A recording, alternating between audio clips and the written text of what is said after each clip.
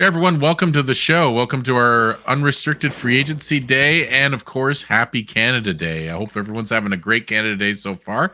Typhoon and I have decided to do an unrestricted free agency day show because we just love hockey so much, and why not, right?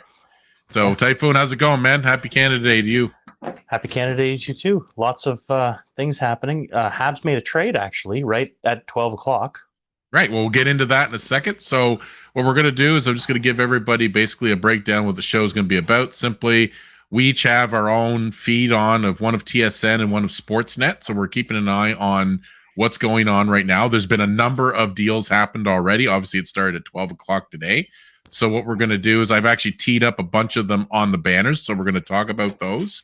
And then after that, we're going to break them down, see what we think. And if there's any trades, actually, like Typhoon said, there was a trade done with Montreal. So we'll talk about that first, and we'll go from there. So anyway, go for it and talk about the Montreal trade.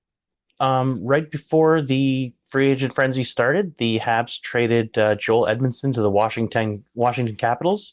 Yep. They will they will retain 50% of his salary, and they also got themselves and in return they get a third and seventh pick next draft. Oh, nice. Wow. Okay. What do you think? I'm good with it. We'll retain half of his 3.5 for 2 years, which isn't terrible. Right. But we get two assets out of him. Who's got a guy with an ailing back? Yeah. Well, that's it, eh? So it's a win-win. It's a win-win, eh? Well, it's good. Good. That's great. We'll have to see how Montreal does with that. But I mean, hey, you were talking to me before. You said that there was going to be some trades with them. Yeah. I consider it a win. They got him for a fifth round pick originally, like his rights. They got a third and a seventh for him, so they did pretty good. Oh, good. That's good. Perfect. There you go. So that's moving. How much was he worth? 3.5.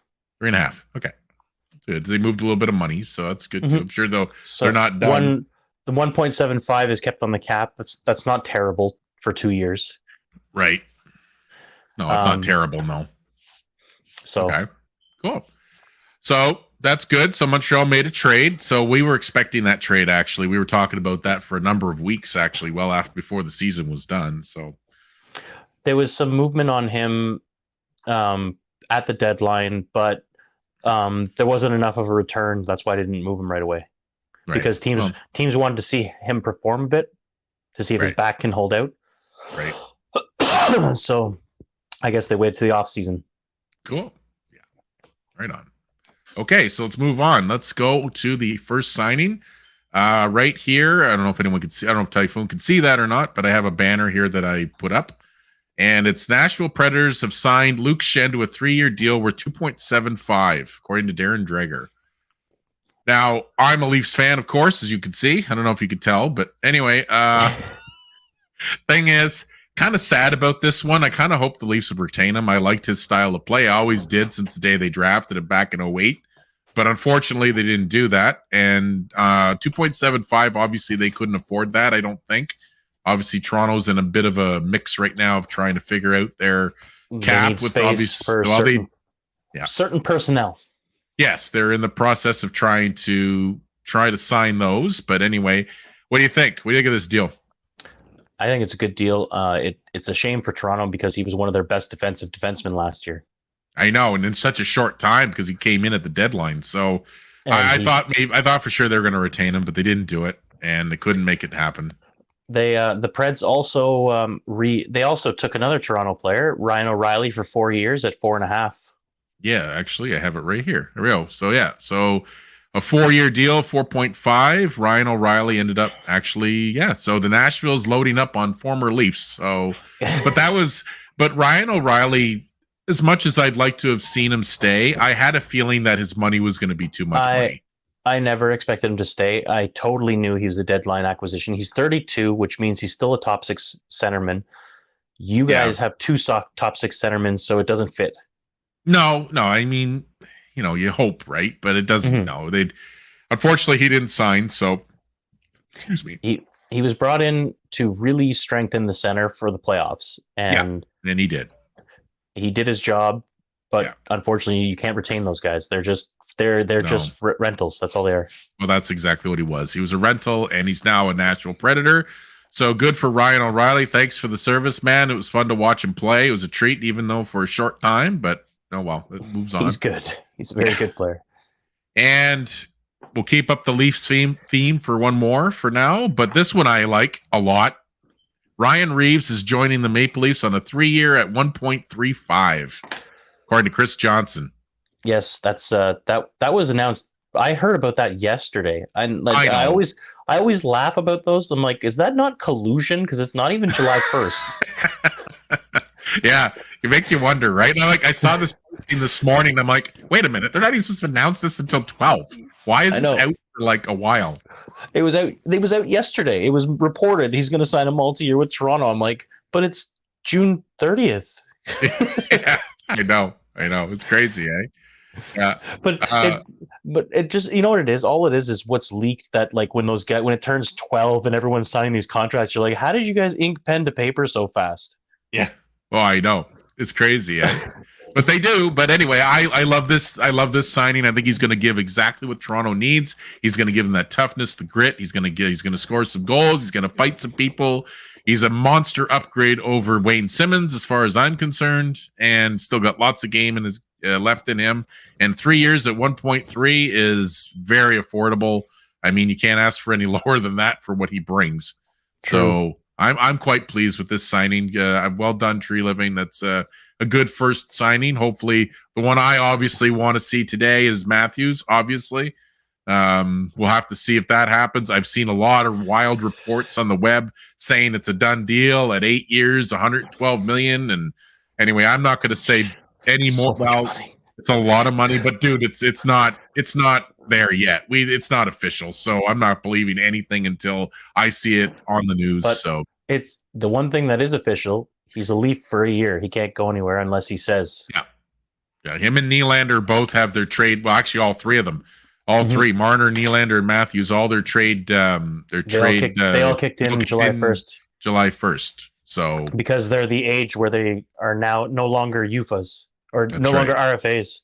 Yeah, exactly. So I'll move that along. What else do we have? We've got a bunch of others coming in. So is there anything out there that you have seen that you could talk about while I tee up a few more? Well, I was actually surprised with Carolina. They re-upped both their goalies. I heard about Fred, so I've got Fred's up. Freddie is Freddie's on a 2-year, $3.4 million average, and Ranta is on where was it? I just saw him. Just had it. Okay. Well, what do you think about Ranta, Fred while you look? Yeah. Okay. Ranta's what? 1.5 for a year. 1.5 for a year. They have two goalies.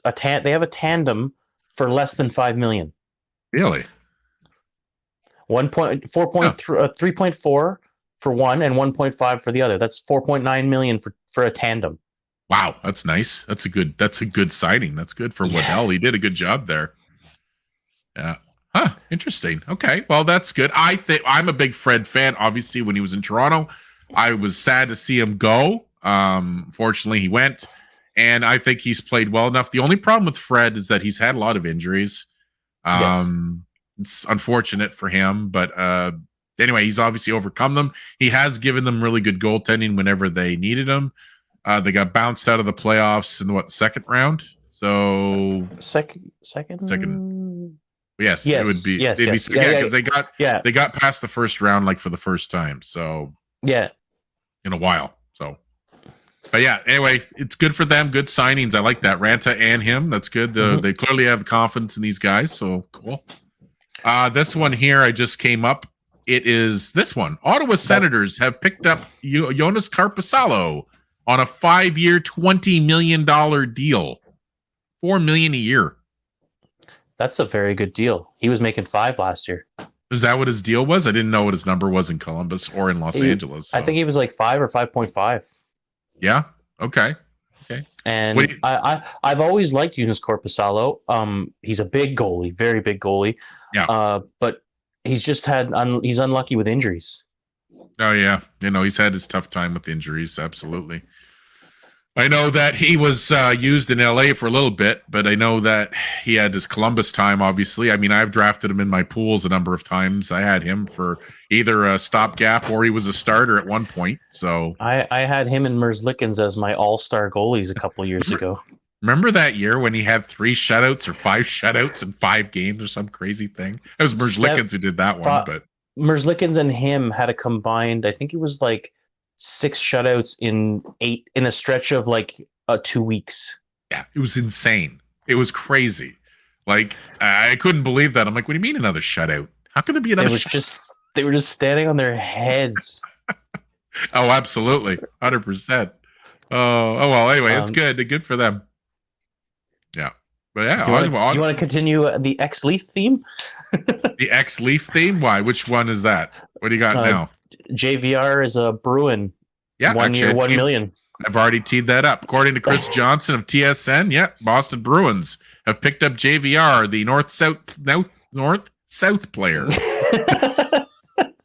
The power play specialist, and that's about it. No, JVR is a good player. Unfortunately, his quality has dropped a little bit. Obviously, he's getting older, and they tend to use him. I know in Toronto near the end, they ended up using him as the power play guy, and he was good. So, but his problem is very similar to what I would say Max Pacioretty's was throughout his career. Yep. Both of them are very, very quality scorers. Right. But both of them have an issue of only being perimeter players. Right. They will not go to the dirty areas. No. So everything is shoot from perimeter, and that's very effective in the season, but come playoff time, there's no perimeter shots. No, I don't know. I think he's at the price they just paid, and it's only a year. It's not the end of the world to me. I think that's a fine signing for Bruins. I mean, they don't have a lot of money to begin with, and they're kind of having a bit of cap problems as well. I mean, they just moved Taylor Hall to Chicago to try to move up some money because they're trying to sign Tyler Bertuzzi still. So they have some work to do, Boston. So yeah, they're in cap trouble. Well, they also have $4 million in the bonus overages that they have to cover this year too for Bergeron and Krejci. You want to explain that to the crowd? Basically what it is players who are over 35 or who have experienced an extremely bad injury that puts you out for more than 60 games in a season, you can offer them a specific contract that is bonus based. Basically, It's a base salary. So like you can get, say, $1 million. And if he reaches certain accolades throughout the season, whether it's games played, goals, assists, points, he will get a bonus attached to that. And so say he's got a $4 million bonus, he has to hit 60 games and 30 goals. He hits both. He gets that $4 million bonus. So what happens is next season, the $4 million bonus is on your cap automatically. Right. Because he was a $1 million cap all season, but he hit his bonus. I think I remember that in Toronto too. Whenever I think it was Matthews or Marner, when they first started, they had something like that happen to them. No, that's the ELC contract. They have that's something different. Okay. A first overall draft pick has in their ELC, first round draft pick. Sorry. Okay. In the ELC, usually their cap hit is about $950K a year, which is the highest you can get on a ELC. Oh, but each of those players have bonuses put into their contracts where they can earn up to $3 million a year. So you can get cap overages on an ELC in the first 3 years, big time. Oh, cool. Oh, well, that's sorry about that. I'm just looking here. There's a couple more coming in there, but yeah, Bruins are going to be in quite the bit of trouble for the next little while, but JVR is a safe choice. And you know what? He was making $7 million AAV last year. He took a $6 million drop, and the Flyers didn't retain him any percentage or anything. They just they did the right thing. They let him play and then they let him go. And now they don't. Well, they already did that with the Kevin Hayes trade earlier, right? Where they actually have to retain 3.5 for the 3 years. But they did this one right, where they basically let him go and said, Also, okay. He dropped to like I think 10 goals this year. Oh yeah, he wasn't. He was very injured though. Just to be fair, I thought I read he played like 70 games. He played okay. Well, he missed some time. I know that. Yeah. Maybe it's a little more or less. I'm not sure. But his production really dropped this year. So 1 million is more of like a prove it. Can you keep doing this kind of thing? I think. Right. Well, we'll see what Bruins could do with them. So we'll have to check it out. All right, Rangers. We're going to talk a little bit of the Rangers now. They went on a shopping spree. Yeah, they just did 2. They brought in 2. Now, actually, I think 3 now. Oh, there's okay. We haven't seen the third one yet. We'll check that out in a sec. But the Rangers agreed. Look at this. The Rangers have agreed to terms with Wheeler. Blake Wheeler of the former of the Jets was bought out, and his contract is $800,000 with an additional $300,000 in potential bonuses. So he can be a cap hit up to 1.1 to 1 million. So they'd have 300,000 on the cap next year if he hits them. But he's also an over 35 player, so they can do that. Yeah, I know, but isn't that crazy where he was before?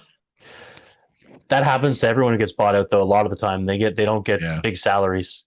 There's only a few of them that have been bought out and gets another big salary. I'm like, how is that even possible? Yeah. Oh, this is. Oh wait, I know. Wait, I know how. Philly did it. You know, when LeCavalier got bought out and Philly paid all that money. And so did. Yeah.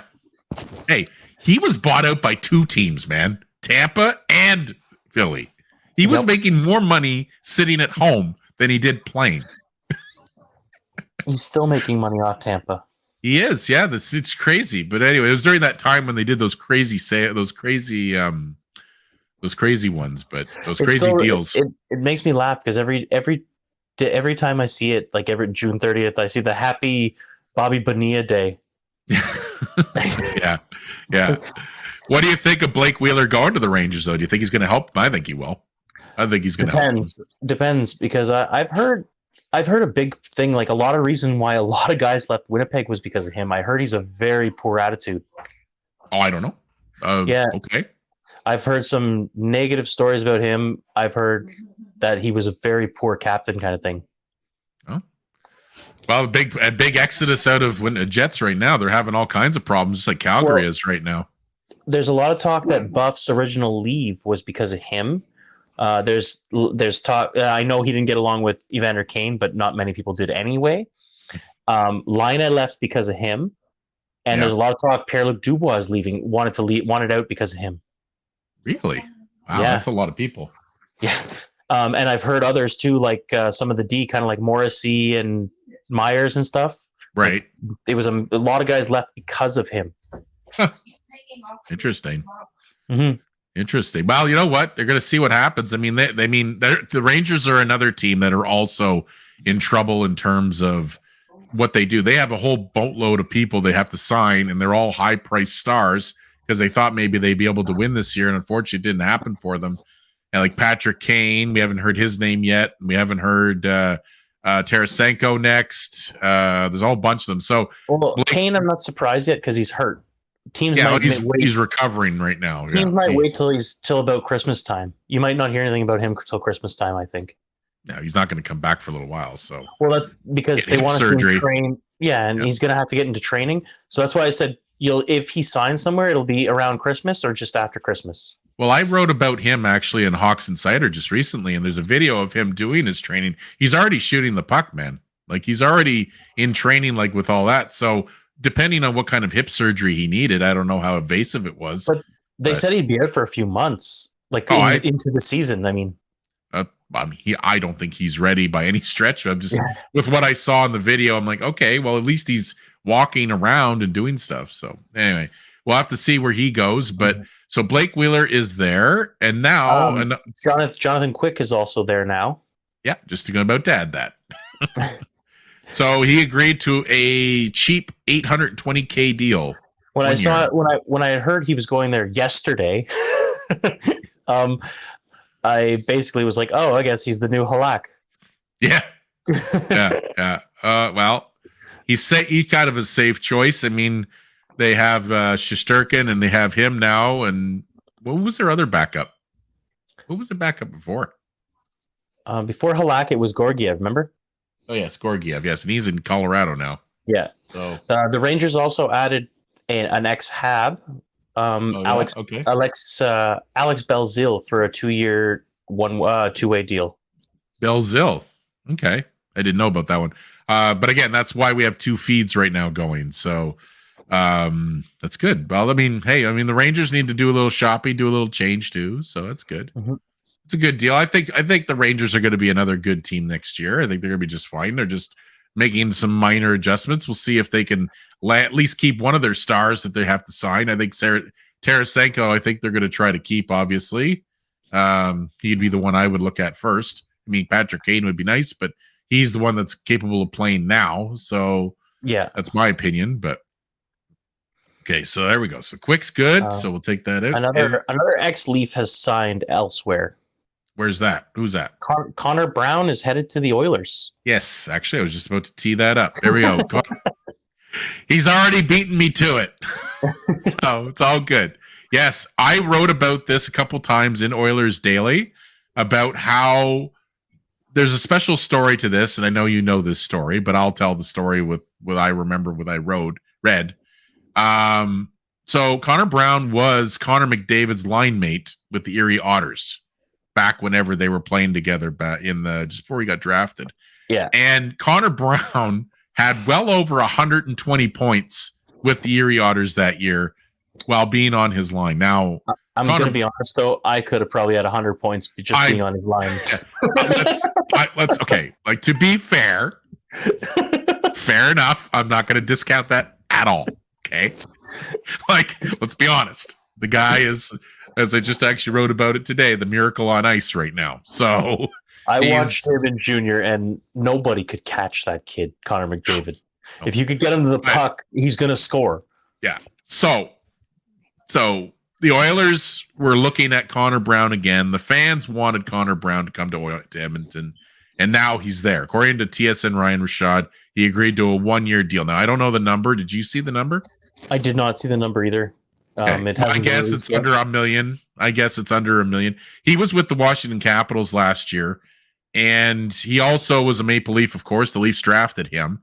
He was a player that I liked, but I always found him like he skated real hard, but there was nothing much else. Like, it was whether he didn't get the right opportunity or he was on the wrong line. I don't know. There was always something. He did play well. Like, he was a contributing bottom 6 player for Toronto. I always liked him, though, because like even great speed. Well, the thing is, he doesn't score a lot of goals, but he gets you like 50 assists. Well, he was a penalty killer too, right? That was the other thing. He was a big. Yeah. He was a penalty killer with Toronto. I always remember, like, even when he went to Ottawa, he'd have like 7 goals and like 30 assists. Yeah. Oh yeah. No, I mean, I'm going to be fair. He was a good player, and he lasted in Toronto for a while, but they just couldn't also find the playing time as well. That was the other issue. But it was also you guys were going through that depth flop too. Yeah, that was You were kind of changing the depth and the core a little bit, and certain bodies had to move. Yeah. Well, that's what I mean. Like, you guys were bringing in Cowan and stuff at that time. Jared Cowan and oh my god, I completely forgot about that. That was that trade. Yeah, I know. Yeah, that was they got Zaitsev too. They moved Zaitsev. They moved that money out. Yeah. So like here, just so we check it out for a second. Here's his stats. So I know it's Connor Brown, but I just figured, we're talking about him. So like, to be fair, like, he had 20 goals in his second year with Toronto, which again, it's been a little while. So he's a good player. I mean, then he had like no goals, and then went to Ottawa. He's been between a 20 goal scorer. So I mean, I'll be fair. Maybe I'll retract what I said. He's a fair player. He was good, and I think he's going to do okay. He always got more assists, though, is what I was getting at, which is visible there. Well, you can see it here. 27 here in Ottawa, 29 in Ottawa's last year in Ottawa, and he was a good defender. So you know what, Edmonton's going to get a good player. And those were more like limited usage the last couple of years in Ottawa, because he went from being a top 6 to a bottom 6. Yeah, absolutely. No, I think it's a good signing for Edmonton. He's a good player. We'll see how he does. We'll see what Woodcroft does if he puts him on with McDavid around the. But I think he's obviously bottom 6. He's not. He's older now, and he'll stay at the bottom six. But just the fact he's with his old line mate again, that's a pretty cool story. Mm-hmm. So, Oh yeah, it's cool. Like especially if they're best friends or whatever too. Yeah, I'm not sure if they're best friends, but I'm sure they were friends. So, look at Alex Newhook and Caulfield. Let's talk about Montreal for a bit here. So, what are your thoughts on the trade? Everything, the Newhook trade. What do you think of that? Well, you know what? I'm looking forward to seeing him play. Okay. It's he's only 22. Like it's not like you can just write him off. He's 22 years old. No. He's looked very solid in Colorado in his limited ice time. Right. He's going to get more than limited ice time in Montreal. He'll probably be in the top 6, whether it's on the wing or forward. I don't or center. I personally don't see him as a center because of his size, because he's kind of in that Kerfoot size, the 5'10". Yeah, really. Yeah. So I see him more as a winger, which you even said that about Kerfoot when you first got him too. Yeah. Oh yeah, he was more of a winger than a center. Mm-hmm. It's his size that takes away from the center. Yeah, well, I mean, the thing about, we'll talk about Kerfoot later, but I mean, in terms of Newhook, I like Newhook. I liked Shane Bowers and Newhook on Colorado. Yeah. I think you managed to. My opinion of this is that you got a good centerman. You have a good centerman there. He's got lots of time to grow and develop. Mm-hmm. But you know what? I still found you paid a bit much for him. I think you could have kept at least that one pick of them. Maybe that second rounder should have stayed. Yeah, even John Still on 690 was saying the same thing. He goes, he said, they did pay a little bit much, but when you look at the percentiles of NHLers from a 31st and 37th standpoint, it's a very low number. Right. So it is a lot, but when you're looking at statistical factors, it's not. Right. Okay. No, I don't. I mean, you have to remember, like, if Newhook turns out to be a really good player, which I think he will, I don't know where if he'll fit on the 2C or the 3C, but I think he's going to be a Montrealer for a long time. I think he's going to be a genuine player that will help your team in the long run. I think Hughes did a good move by getting him. A big thing is we needed a left-hander. We have so many right-handed forwards. Right. Well, he's going to add a new dynamic. Suzuki, Caulfield, right-handed. Doc, right-handed. Monahan, right-handed. Like, there's way too many right-handers on the roster. Yeah. That's good, but that's what you're looking for, right? I'm pretty sure Josh Anderson is a right-hander too. No doubt. What do you think of Anderson? What do you think's going to happen to him? Are you going to move him at all? He will move eventually. He's currently in need. Yeah. I believe he's a position that they want Slavkovsky to be. Mm-hmm. Like he's a player that and he's going to mentor Slavkovsky a bit before they move him on. Right. Yeah. Okay, cool. Well, Montreal's, I think, is going to be busy again. I don't know if they're going to buy a big signing. I don't think so. I think they're going to stay the course and continue to build, but that's just me. I don't see them spending money right now. They need to keep it. They're going to be just looking to dump salary. Yeah. They got to figure out Gallagher. They got to figure out Armia. They got to figure out Hoffman. Right. Oh yeah, they got a few things to figure out. That's for sure. So. Okay, so what do we have next? We have this is a fun one. Take a look at this one. That was a lot of money, man. Radko Gudas $4 million a year. Got paid $4 million a year for 3 years to the Ducks. Now the Ducks, as we all know, are a sad team right now. They don't have anything pretty much at all. They've been devoid of a lot of talent. They have some talent, but the up and coming talent. So they picked up this veteran defenseman. I mean, I get it maybe for experience purposes, leading the charge on the defense with a young core, but they don't really have a young D-core. It's young forwards. Well, they have Zegras and who else? They have the new guy they just drafted there. McTavish, they have Carlson, Leo Carlson, Mason McTavish, and Zegras. Trevor Zegras, and I think there's another one. Yeah.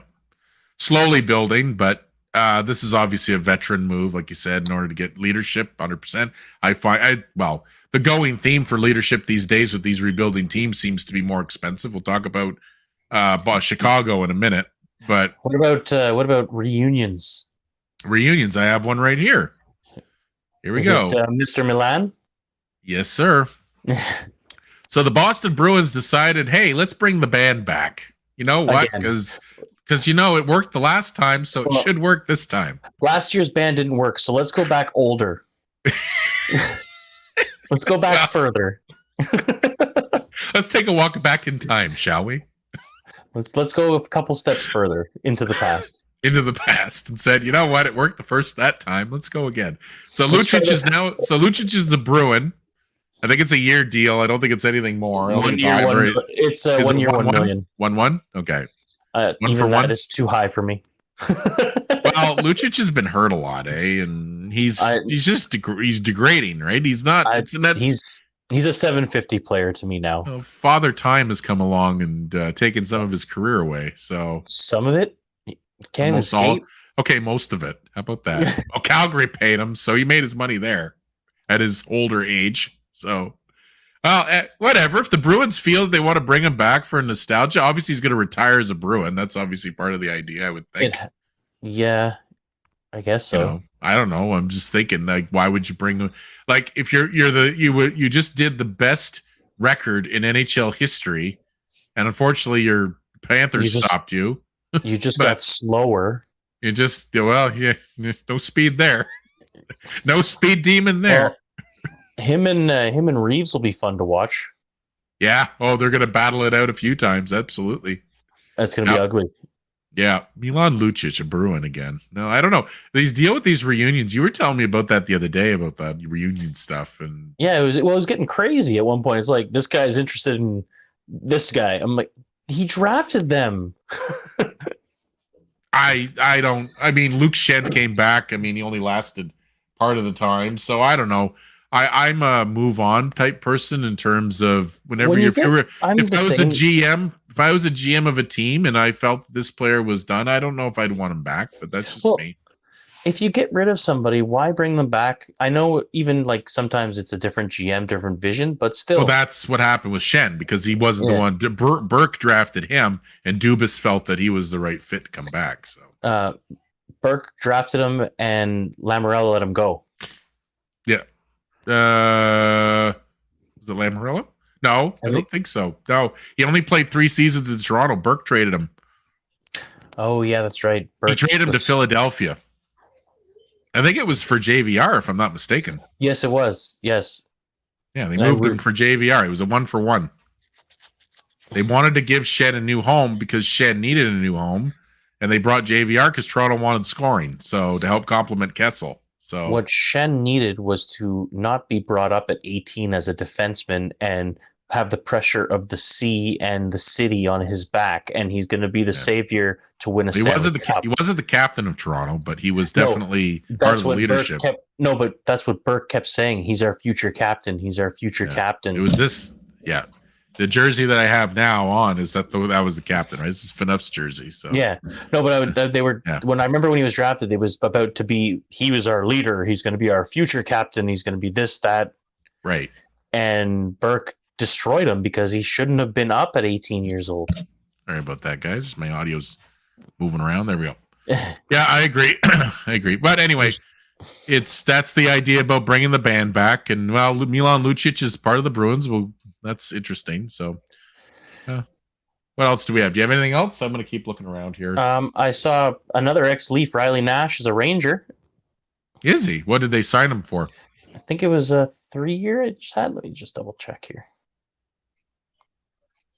Yeah, there's a few of them going on here. Yeah, Riley Nash. Well, I know that Dubas made a deal there about 3 days ago. 2-year deal? It says 2-year deal right now. Okay. Yeah, well, Dubas made a deal the other day with the Vegas Golden Knights. They moved Riley Smith to Pittsburgh for a 3rd-round pick in 2024. What do you think of that deal? Gets rid of salary. Yeah. No, that was the whole point. He was $5 million for the next 2 years, right? So, and you didn't retain anything, and you got an asset. So, right. I'd say it's a win. It's definitely a win for. It's like the first move by Dubas being from out of Toronto, but Another ex-Leaf is yeah. signed. Ian Who's Cole. that? Where'd he go? He's going to be a Vancouver Canuck. 1 year, $3 million. Oh, okay, cool. All right, that's good. I have a couple here actually too, but I'll talk about that in a sec. Ian Cole, yeah, Ian Cole. Funny, you hear these names, right? You just think, there's been so many people that have come and gone in the organizations. You start losing track of who's what. Yeah. So who's well, where? It's crazy how many ex-Leafs that we just listed off that are moving cities for like the third time since they left Toronto. Actually, Ian Cole never played for the Maple Leafs. Oh no, sorry, Nope. It wasn't Ian Cole. Who was it? Ian It was not Liam Cole. Nope. I thought they. He played for St. Louis, Pittsburgh, Columbus, Colorado, Minnesota, Carolina, and Tampa. He's played for a few teams. Which Ian team Cole, did you have that was an Ian? Ian Cole, I always remembered as a Carolina Hurricane, if I'm not mistaken. Mm-hmm. I thought you guys had some sort of Ian. I thought. Oh my, sorry, but no, he was not. Yeah, he played 1 year with Carolina. So yeah. Anyway, it's all good. Alex Lyon signed a 2-year deal with the Wings. Oh, you know what? He'll be. Well, Florida didn't sign him and didn't want him after that, I guess. So. Well, I think Spencer Knight is still their future, even though he had an atrocious season. So.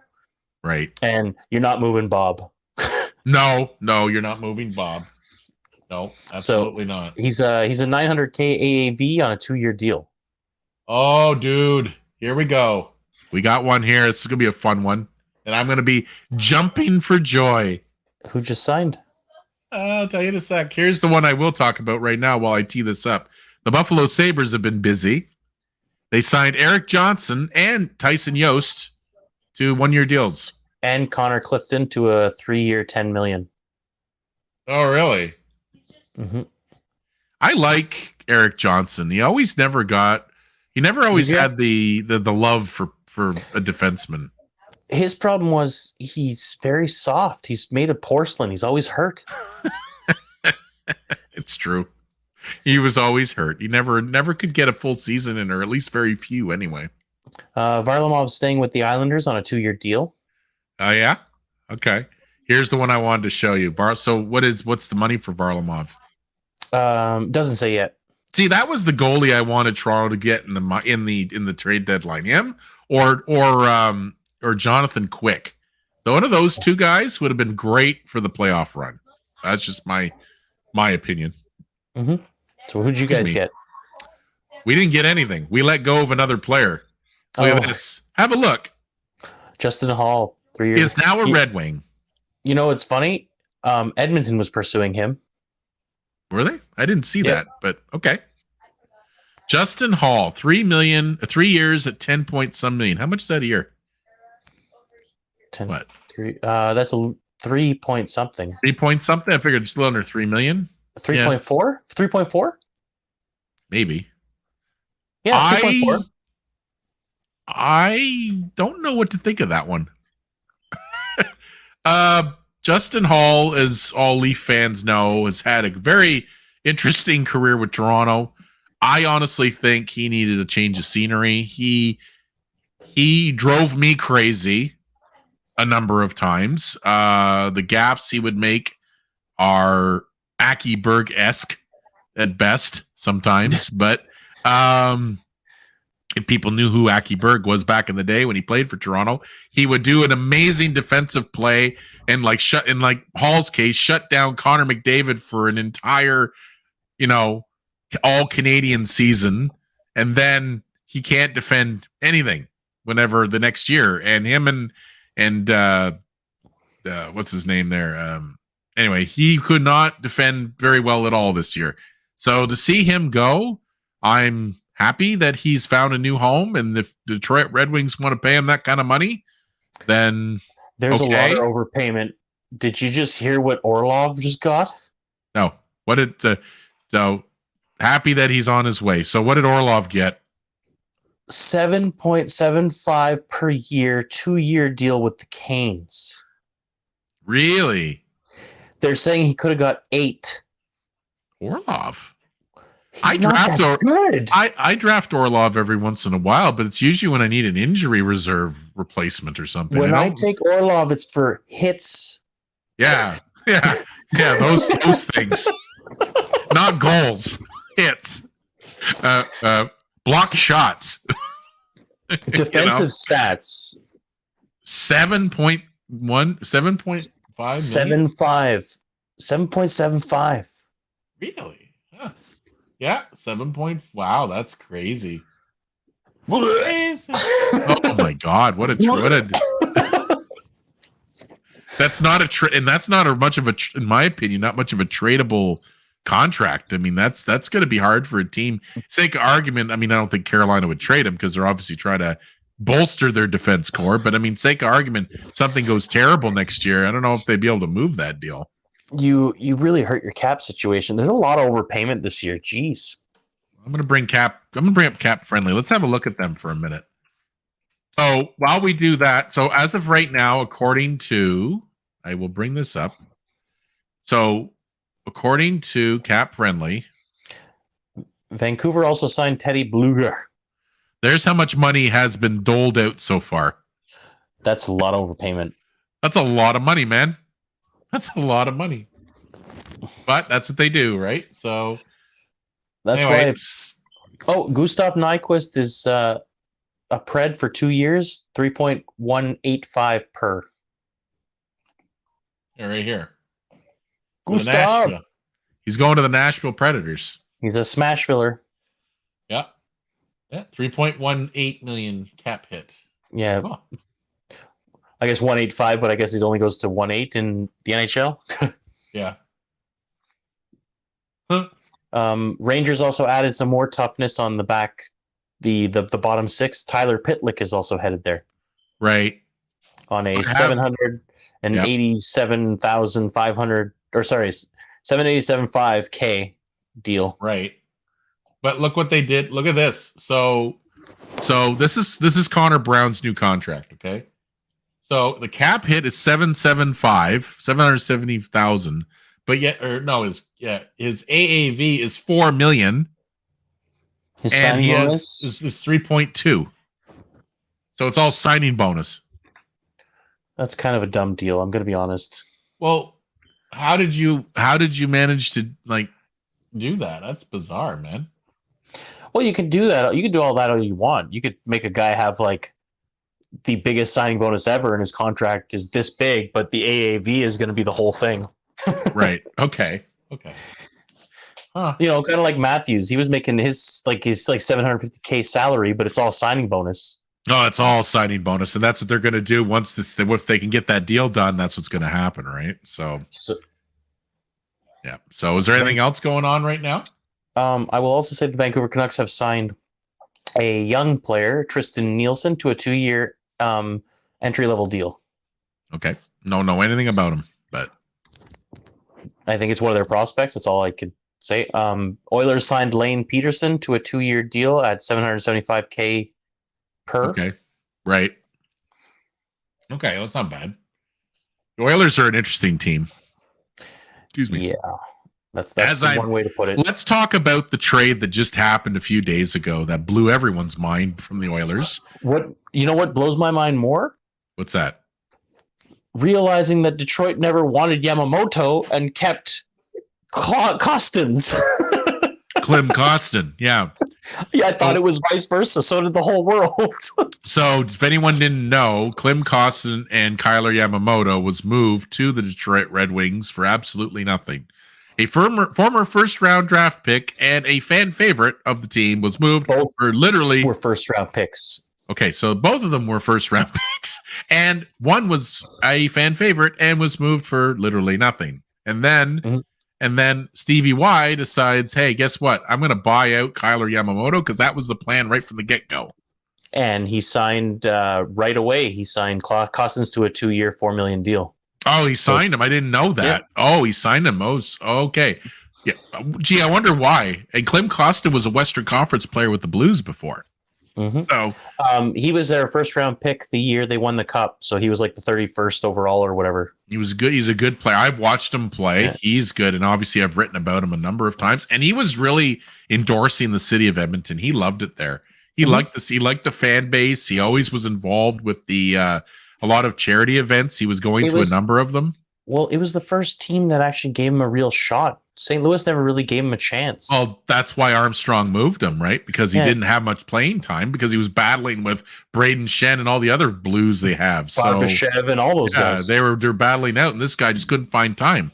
So, anyway, another deal. The other day, I'm sure you guys heard Mackenzie Blackwood's rights were traded to the Sharks. Yeah, let's talk about that. I'm lukewarm about Blackwood. I don't know if he looks good, but is he good? His first 2 seasons, he was lights out, and then he seemed to kind of fall apart. Right. The Devils moved him because they didn't want to pay the 3.3 or 3.4 million. Qualifying offer. Right. Okay. Clearly, the Sharks didn't want to pay it either because they waited till July 1st, and then they signed him to a 2-year, $2.35 million average deal. Right. Okay. So I think he's young. He's 26. Goalies take a little bit. Yes, they do. They're like defensemen. They take time. So I wouldn't give up on him. Actually, no, I don't think.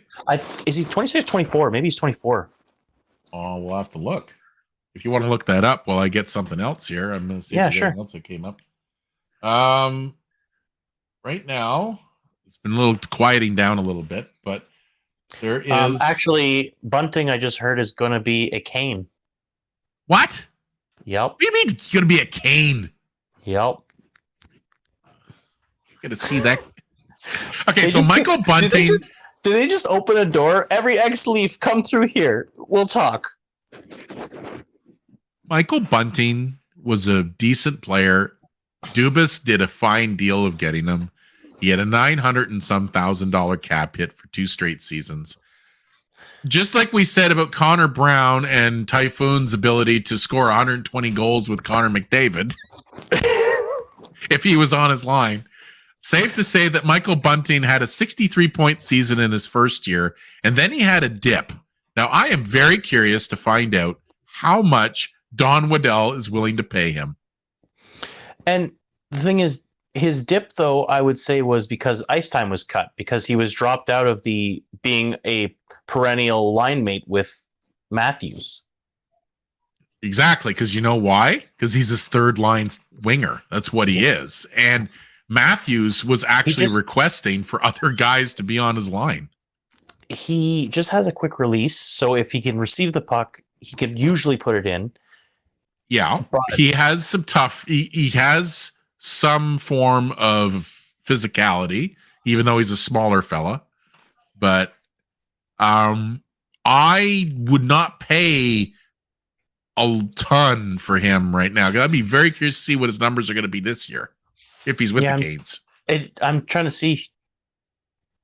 If he's with the Canes. A lot of people thought he'd go to the Hawks because of the fact that he'd go Hawks. There. The other one I heard was I heard Caps because they're trying to stay afloat with some decent players. They're not. Oh, another one. You actually, speaking of the Caps, they just signed Max torn Achilles. Oh, really? Max Pacioretty. Your favorite player. Yes, favorite in the whole wide world. Yeah, that's why I just called him Max torn Achilles. Typhoon is a massive Max Pacioretty fan, by the way. No, he's not. No. As judging by the sigh, he doesn't know. Anyway, so what did they sign that for? I mean, him for?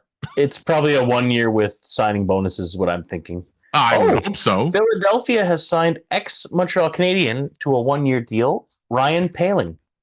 Ryan Poehling's a Flyer? Okay. $1.4 million. Interesting. Ryan, I hit my head Poehling, unfortunately. Yes. Not his fault, but I believe the idea behind that is the link with Farabee, like I've told you before. Joel Farabee, yeah. He's a defensive centerman, probably a third or fourth. penalty killer. That one game against you guys was a fluke. That wasn't really what he is capable of. Say that again. What was that? That one game against you guys was a fluke. It wasn't what his skill or You know what it was? It was I'm excited. I'm playing my first NHL game, and it's against the Toronto Maple Leafs, and I'm on the Montreal Canadiens. I think anybody would be that amped and have that kind of game. It was insanely ridiculous. But I remember when you came into work the next day, I have never seen you happier than when you beat us in the playoffs. And it's because I was hoping we had someone who can finally fill the net a little bit.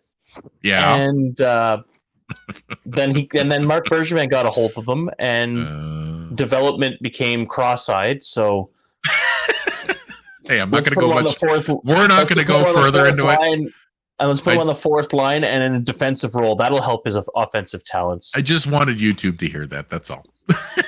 Anyway, you'll do the same to me if it's been reversed. So. Anyway, well, whatever. It's good for the Flyers. We'll see how he pans out. He'll obviously be on their line. Flyers are an interesting team too. We'll see what they do. Here's a retweet from Drager, by the way, that this is crazy. Yeah.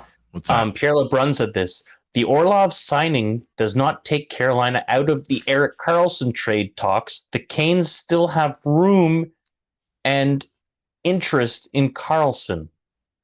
Erik Karlsson. Really? Karlsson, Orlov, Burns. Gee, I wonder what they're trying to. And then Pesky and. Yeah, I know what you're getting at. Mm-hmm. Let's have a look at Carolina for a minute. That's a dangerous. That's going to be a dangerous decor. Yeah. Yeah. Here, let me show you this. So everybody, take a look at this. Here is the Carolina Hurricanes current cap hit.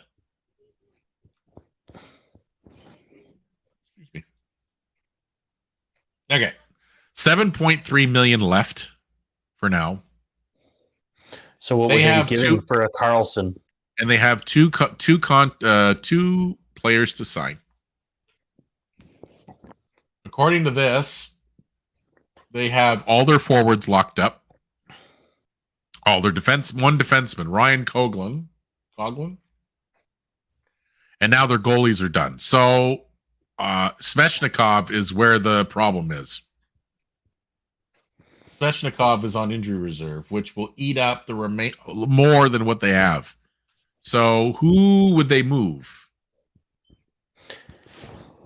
I heard Brett Pesky is a big. Yes, he's the one I keep. He's the one I keep hearing as well. By the way, the Caps deal with Pacioretty has come out. It's $2 million for 1 year. Yeah. Okay, that's not bad. Yeah, Pesky right now he has $4 million left on his deal, and then he's a UFA next year. So that would be So Orlov's gone. So there's your 775. He's gone because they haven't updated this yet. So now he comes in. Okay, wow, interesting. We'll have to see how that goes. All right. But I would assume it would take something like a Neches or a Jarvis plus to go. Yeah, I would say so. Because it's not like Greer's just going to let Karlsson walk. Mike Greer, GM. Who would have thought? It's John Wood. I keep saying Don Waddell. It's not Don Waddell. It's Greer. I keep forgetting that he's the guy now. He's Canes. Don Waddell's the Canes. Yeah, Don Waddell's the Canes. Yeah, Mike Greer's the San Jose Sharks. Yeah, that's right. It's no longer Armstrong, or not Armstrong. It's no longer Wilson. Doug Wilson. No, he's out. I think he's playing or working with somebody else. Yeah. Your Pacioretty is more than you think. 1 year worth $2 million. With how many performance bonuses? And with an additional $2 million in performance bonuses. Yeah. Yeah, it just came out there. So cool. Yeah, anyway, I don't know. It's an interesting day so far. Obviously, the names I thought I would see are not there. Canucks have signed another player. Carson Soucy is headed to the Canucks on a 3-year, $3.25 per. Really? Okay. Mm-hmm. Talk about the Canucks for a minute. What do you think of them? Obviously, they're in a mess. I don't know what I'm looking at these signings. I'm like, what kind of rebuild is this? I don't know what they're doing. To be honest, I don't know what they're doing. I'm looking at these signings like Teddy Bluger, Carson Soucy, a couple other ones. There's too much term on this for a rebuild. Yeah. No kidding. Well, they still have to figure out who they want to be in this team too, right? Mm-hmm. Like, I don't know. They have zero identity. They're adding too much salary. I don't fully understand what's going on. What are they doing? And the worst part is I've talked to some Vancouver fans and they're so catatonic they don't understand either.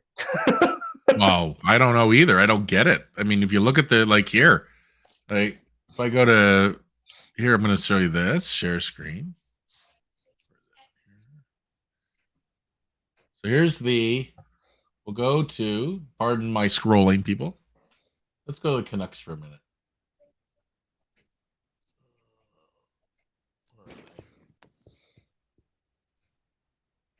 They're like 5th in spending, man. Like, you don't have anything. We have a few things. We have why are you overpaying so hard in a weak free agency?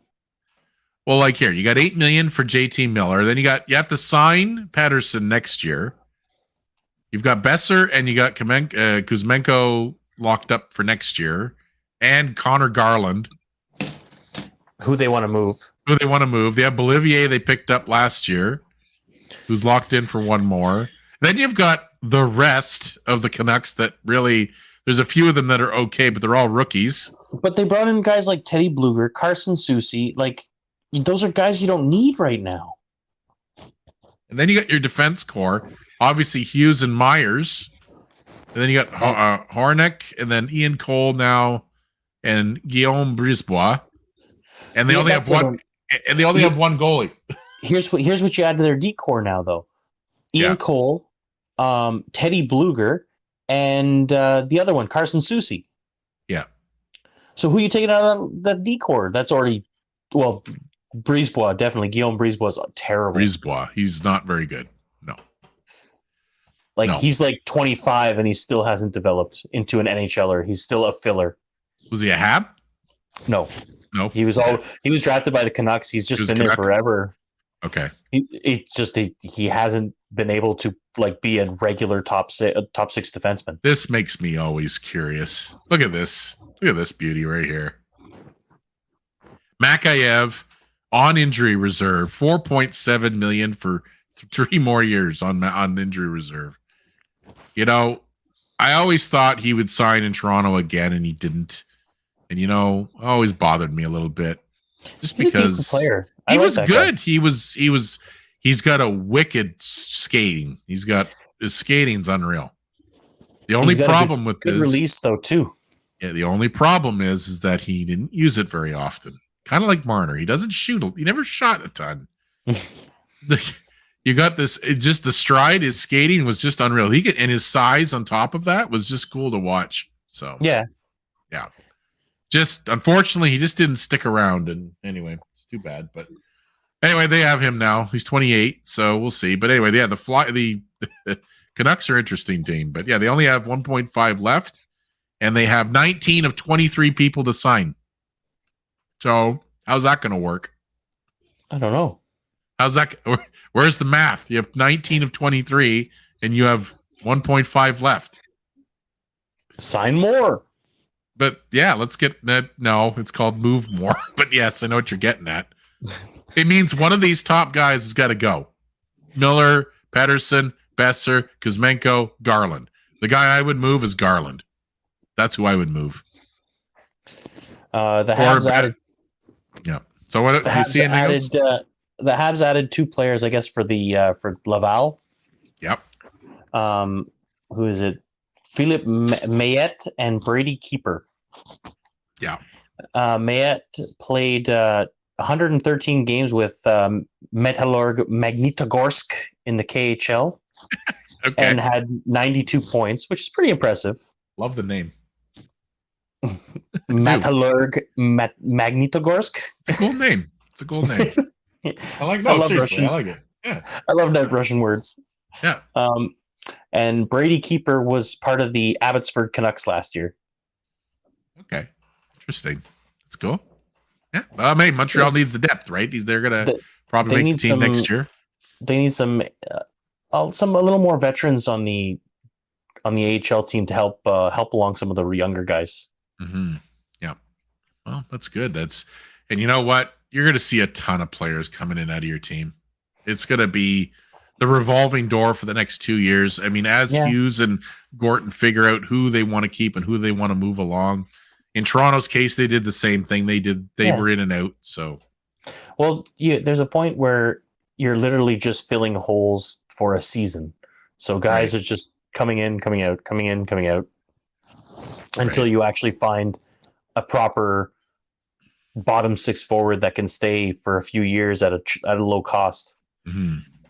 Yep, absolutely. Well, like I said, we'll have to see where all that goes. But well, Montreal's going to be an interesting one.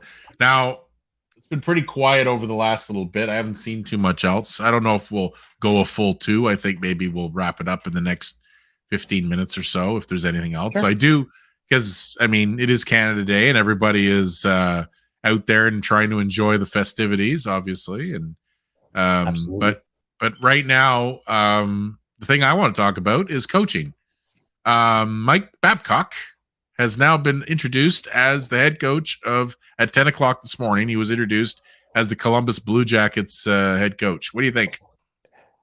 I think he was brought in because they want to show Gaudreau that they're trying to be competitive to win. Yep.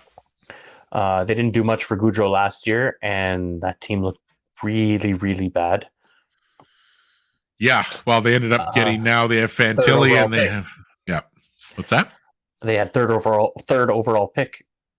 The first thing they did this offseason after losing Gavrikov to the trade deadline, they went out and restocked up the D. They got Damon Severson. Yep. They got Provorov, and I think there was one more, wasn't there? No, just those 2 for now, I think. Okay. Not that I know of. Provorov's deal was good for them. That was a good deal. I mean, I think it was a good deal for both teams. Philly was looking to make him have a change because he needed one. Mm-hmm. And Provorov will be fine in Columbus. That with Severson added, they're going to be just fine. That'll help them. My curiosity is goaltending for them. They have Merzlikins, and that's about it. So I don't know who was their push for the future anyway. Korpisalo was out the door.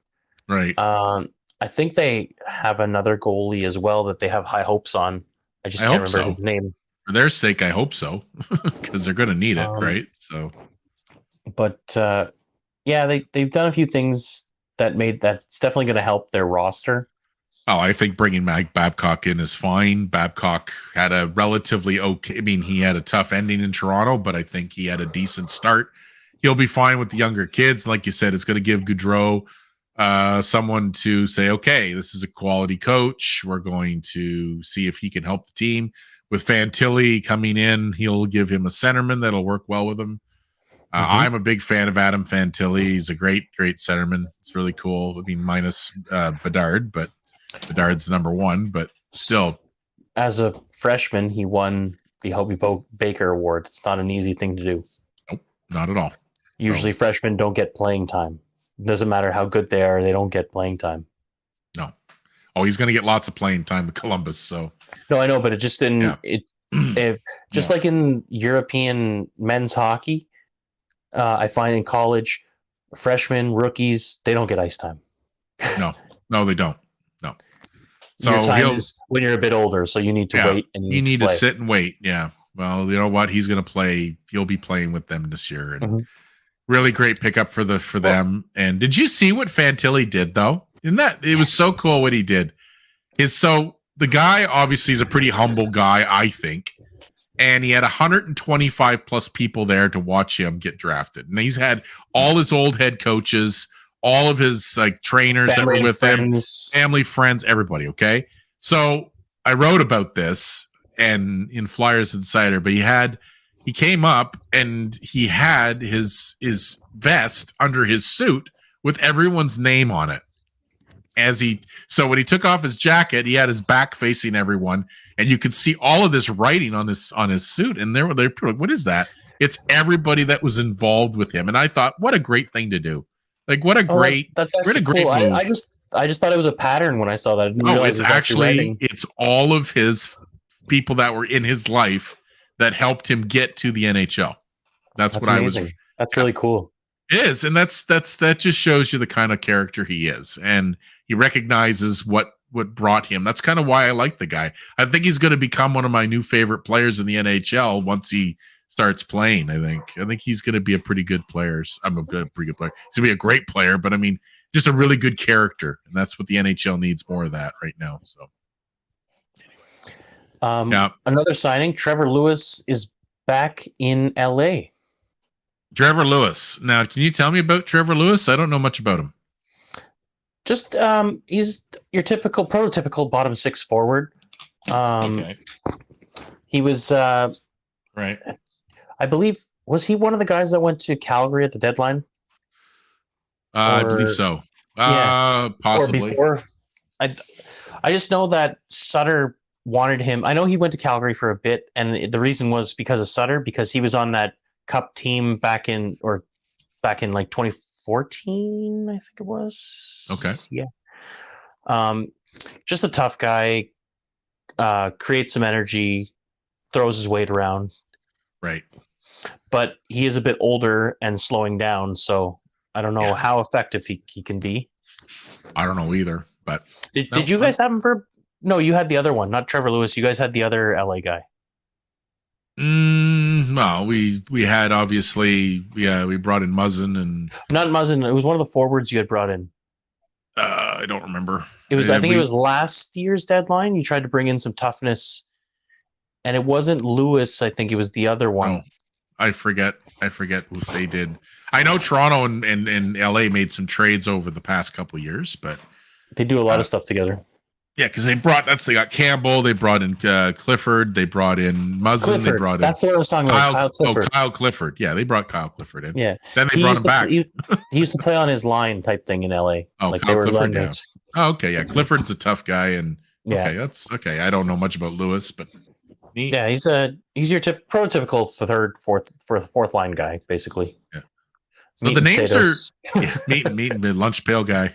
Yeah. That's what I used to call basic lunch pail guys. Your typical meat and potatoes player. Yeah. Well, I don't know, man. The names are kind of going, but it's kind of quieting down. I think we can wrap it up soon there. Yeah. I think what we'll do is if there's any major signings, we'll obviously keep an eye on the shorts. Now, I just want to put this out there that I want to thank everybody who watched obviously the channel and everybody who watched the YouTube shorts that Typhoon did during the draft. That was one of our most successful periods of our channel. So I want to put out a thank you to everybody, and obviously Typhoon as well for doing them. It was really cool.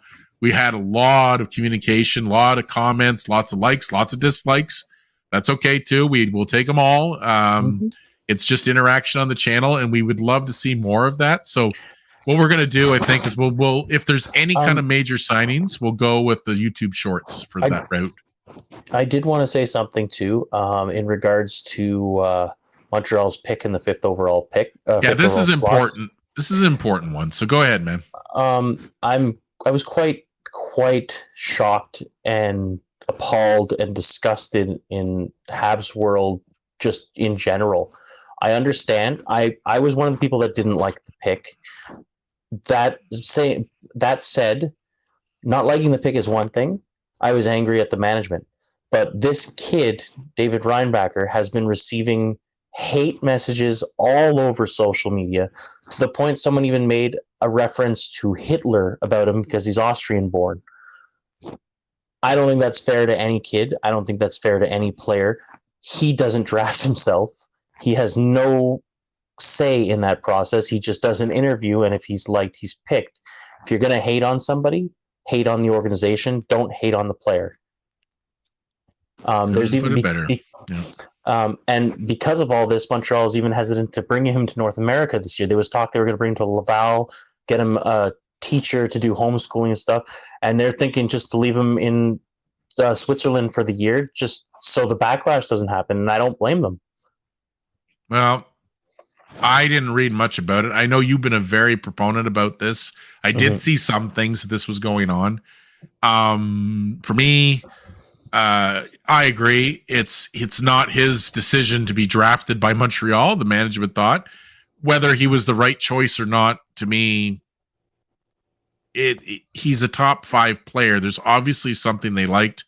That Hughes felt that was the right choice or not. Whether he is or not, time will tell, in my opinion. But I don't agree with the idea that fans should be doing that to him. I mean, he's a young player. Well, any player. No, but he's the guy we're focusing on right now, and because of his heritage of where he comes from, which doesn't really mean anything else. Whether he's Austrian or German or whatever. I mean, I don't even know if Leon Draisaitl received this kind of stuff. And he's straight Germany, right? He's right from Germany. I don't even think he saw this. So I don't believe that people should be like this. I mean, give it time. Like, let the kid enjoy this moment. This is a dream come true for him. He gets to try. He's an NHLer now. And you know what? I mean, like I said, I'm going to keep my opinions low on this because, again, I didn't see as much, but I did. You told me quite a bit. And you're more into what Montreal's, like, the fan base is doing than I am. I'm a firm believer. I'm a firm believer in you can't get pissed at the player. You can only get pissed at the organization. It's the organization that does the work, that puts the work in to select who they want to select. It is not the kids that do anything. They just play the game and they talk to the guy. Right. So, like, yeah, and that's about it, really. So much you can say about it. And yes, the other thing is he was touted as the best defenseman in the draft in a position of weakness that the Habs had. Yeah. I see that a day after, like, I was angry the first day, but I wasn't angry at the player. I was angry at the pick because I felt in the 5th position, it was too high to take a defenseman in a forward-filled draft with a generational talent available. And that's fair. That's fair as a Habs fan and a guy who to think that way. Yeah, they didn't try to trade up to get somebody else. They didn't want to do that, so they accepted 5. So, and the reasoning I heard behind that was the Arizona Coyotes were taking Reinbacher at 6 if he was available right away. That's why they still went with a defenseman at number 6. Right. Well, that's what I'm saying. Like, there you go. So, I mean, he's going to go 6. He's one position down from where he went. So he's right in the zone. So they weren't getting him if they were taking him there, if he was that important. Now, the other thing I would have suggested too is they really liked Leonard. Go with forward in that. I thought Montreal would grab him. I thought they would draft that kind of player. That's so I was expecting a flip deal with Washington because there was talk about the 7th and 25th for the 5th, or the 8th and something for the 5th, so that they could move up and get Michkov themselves because they want a replacement for Ovechkin. Yeah, well, Michkov itself, that's another discussion for another day, but that's an interesting pick. But anyway, you thought Michkov was going to be a Hab. You were convinced of it. I was, especially when we didn't trade our pick, I was certain, because I was certain if we're not taking a certain player, we would have been drafting Michkov. By the way, there's I just got a message from somebody who's really quick on Twitter. It sounds like Bertuzzi's going to the Leafs. What? Really? The Leafs? Yeah. There was chatter about him being on their radar, but my question is, I mean, it's not official, by the way, everybody, but I wonder how much. Is he to replace someone, or okay? I mean, I'd be happy to have him, but as a Leaf, but is he? Well, the thing is, like, I think he'd be a great fit for anywhere he goes because he's a good player.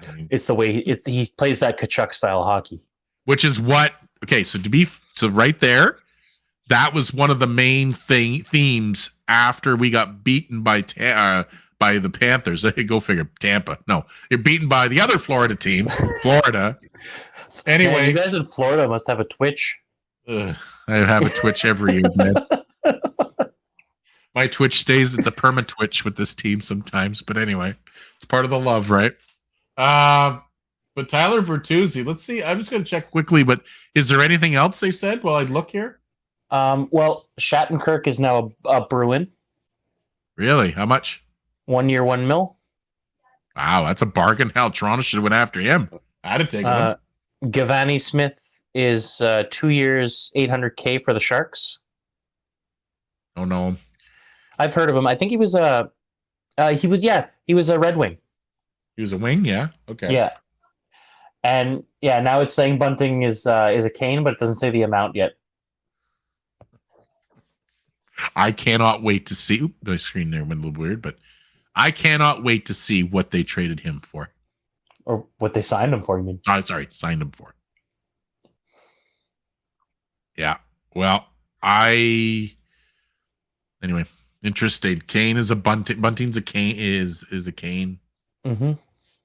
Well, whatever. There's a Bass X. Clearly, Brad Treliving's on his way of putting his stamp on this team. He's getting rid of essentially most of what Tuba's brought in. So apparently, the Leafs are trying hard right now for Bertuzzi. Okay, so it's not official. It's just they're making an effort. They're making a push. Well, they're obviously they have something in mind. But usually, when you make a push that hard, it's happening. Oh no! If they get him, I'll definitely make a short on that, guys. Well, just so everyone knows. How much is Hall? Hall was almost 3.5. Okay, how much was Bunting? He was $900K. Okay, so that's 4.4. That's 4.4 mil right there. Well, right. Okay. Well, hold on. So we'll do this one here. So we'll do this. Share the screen again. Here we go. Here's my team. Mm-hmm. 4.5 left. So that's right there is Hall and Bunting. Yeah, Hall and Bunting. Yeah.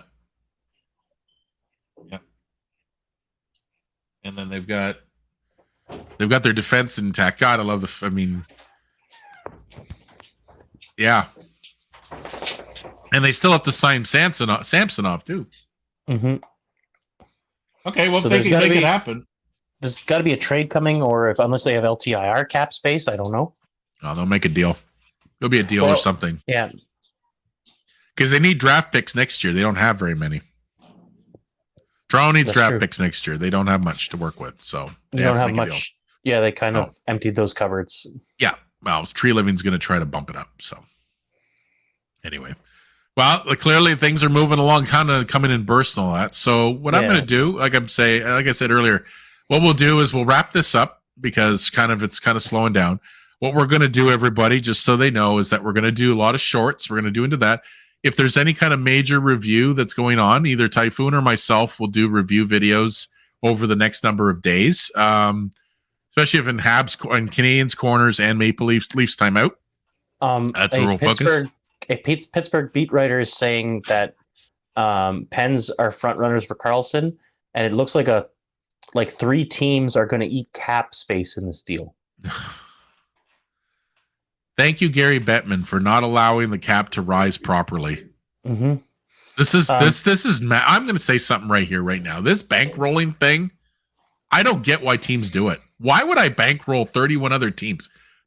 Sure, you're in cap hell, but everyone, those 16 or 10 teams or whatever, how many there are, that's where you put yourself. So I know maybe that's the way business is done right now, but I just can't get past the fact of how many teams are willing to eat salary for other teams. Just to make a deal happen. There's that I don't understand. I just don't understand how teams don't ask for more. If I'm taking money on for X amount of years, I want something good in return. Well, now come back to Kevin Hayes. Okay, let's talk about that one for a minute. Now, I just wrote an article actually today about Riley Smith moving to the Penguins and the fact that it was Kevin Hayes, a player.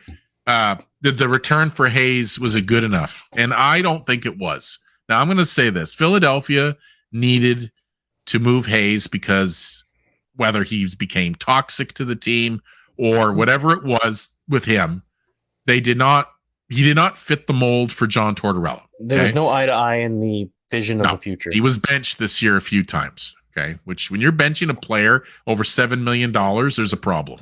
There's something wrong there. Now, I mean, it is Tortorella. Let's be fair. Torts is known for being a very calm, cool guy, and he knows how to, make everybody happy. Never gets angry. Never gets angry. No. He loves the media too, by the way. Anyway. So much. Anyway, I've watched the team quite a bit, obviously, because I write their stuff, but I can't handle the fact that you gave a $7.1 million player away to this new team there. Where did he go? Oh, St. Louis. And St. Louis told them, okay, we'll take this guy off your hands. However, you have to eat $3.5 million of his money. And they gave a sixth round. All you're getting is a sixth for it. Yeah. Meanwhile, the day before, you were about to make a core-altering trade. How did it drop this low? I just can't. I'm not a Flyers fan, but I feel bad for the Flyers fans because I think personally they could have gotten at least an AHL quality or an NHL quality player for that trade to say, look, you need a centerman, because St. Louis was looking for a centerman. It wasn't like a favor. They were actually looking for a center. The big center. Yeah, a guy that's a number 2. He's a number 2 center, this guy. I just don't understand how the day before it was reported that Krug and Braden Shen, were going to Philly for Sanheim and Hayes. Right. And the next day, what happened to Sanheim? What happened to Shen? Why wasn't it just a Shen for Hayes trade straight up? No, it was, we'll retain half and give you a sixth only. Yeah. What went wrong where, or who reported total jargon? Well, now, Keith Jones came out on a radio station and claimed that the next day and said that he read a lot about what was going on the web, and he did say there was a number of items that were maybe false or whatever. Now, we don't know the extent of the trade. We don't know in terms of maybe what was right and what was wrong. Let's be fair. However, to report it on multiple sources, and a lot of guys that were quality people were saying the same thing, something went really off the rails there. When you got Pagnota, Dreger, and LeBrun 100% sure this deal is done. Yeah, they were waiting for the trade call, basically. And it never happened. They all said pending a trade, it's done.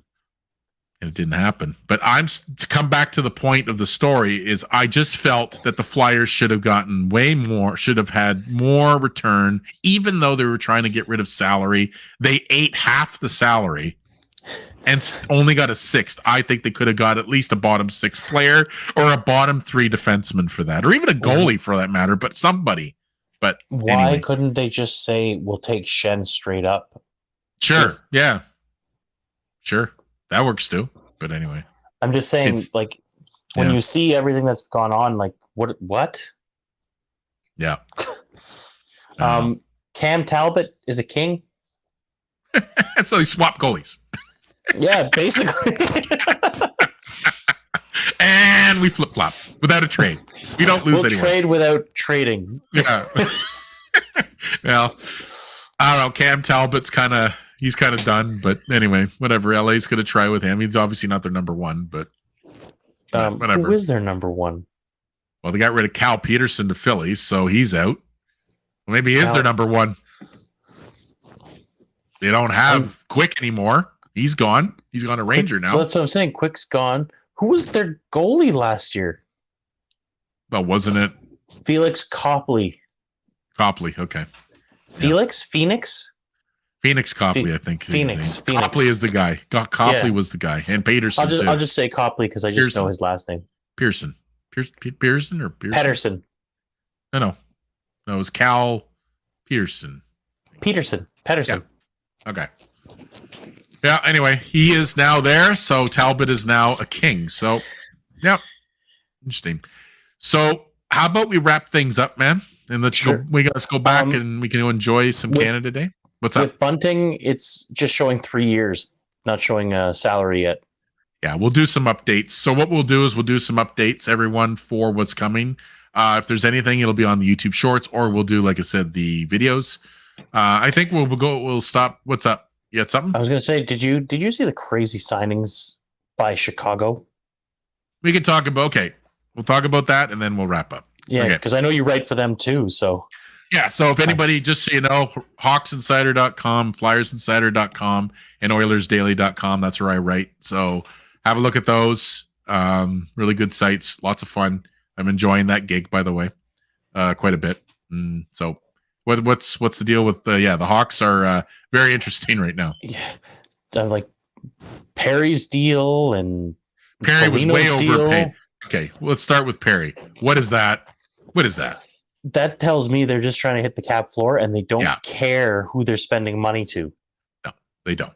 Because $4 million for a guy who plays 8 minutes a game, he'll play more now because with $4 Chicago. million but for him and $4 million for Foligno.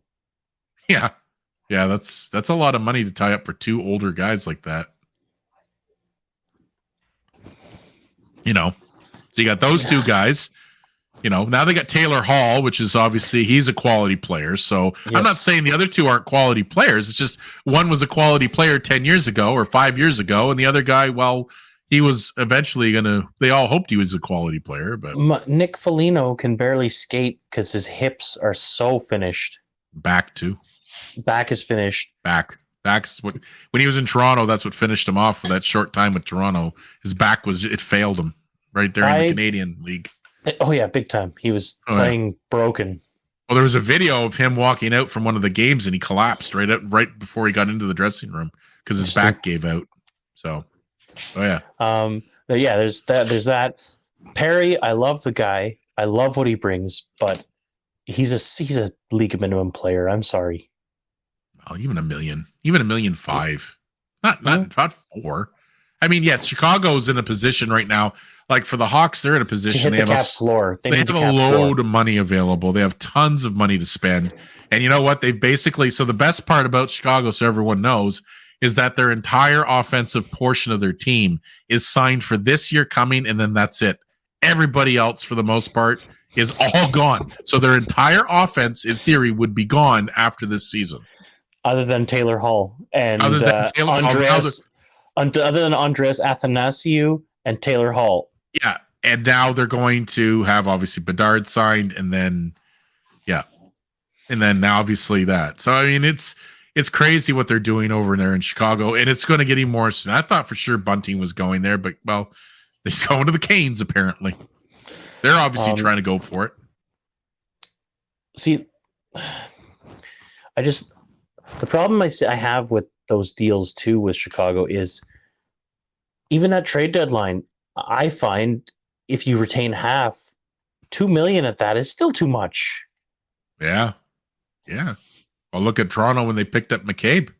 Toronto got McCabe at $2 million left next year for 2 more seasons. Now that's a good deal. That's a great deal for the Maple Leafs. So, but like if you're trying to pick up an addition at the deadline, that's a lot of cap to add, even though it's cut in half. Yep, agreed. So, yep. I don't know, man. It's going to be interesting. It's really cool to see this happen, but way more to come. The Canucks, with all their signings, are now at minus $1.7 million, by the way. So much more to go. Anyway. Good job, guys. Well done. Good job, boys. So we're rebuilding. We're doing stuff. I'm helping. That's the GM. I don't even know who he is. Patrick Alvin? It doesn't matter. Who is he? I've never heard of him. He must have been an AGM for them for a while. Isn't he a boat that goes down to Mariana's Trench?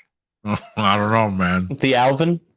Oh, that was the boat. That was the one that went to the Titanic. But anyway, back in '85. They went down to the Mariana's Trench too, but it's been rebuilt like 1,000 times. It's called something else now. It's retired now. It's been long retired, but yes. Yeah. All right, man. I will wrap it up, everyone. Thank you. It was an hour and a half. That was great. Thank you very much for everyone who watched. This will be posted on our channel.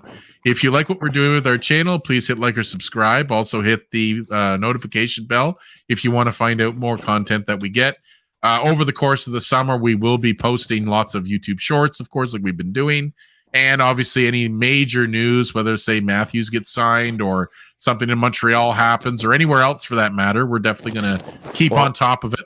I'm sure in the next day or week or so, I can tell you right now, I will be announcing a Newhook contract because there's no way they're not going to give him a contract after they just brought him in. Yeah. Oh no, there's going to be lots of content we're going to do. We're looking forward to that. We're also looking forward to the next season and up and coming. So please stay tuned for all kinds of content to come. And if anyone wants to know or is interested, right now, right this minute on YouTube, on the Montreal Canadiens channel, Kent Hughes hosting a press conference. Okay, there you go. So if there's anything there, if not, we'll send, even if we have the link, we'll put it in there. But thank you very much, Typhoon. That was great. It's lots of fun. I always enjoy this, and enjoy your Canada Day. And same to you. And everybody out there, wish you a happy Canada Day if you're Canadian, and enjoy the day. It's a great, great holiday, and we will see you soon. We'll talk soon. Go and enjoy your fireworks. Yeah, sounds good. See you later. Later.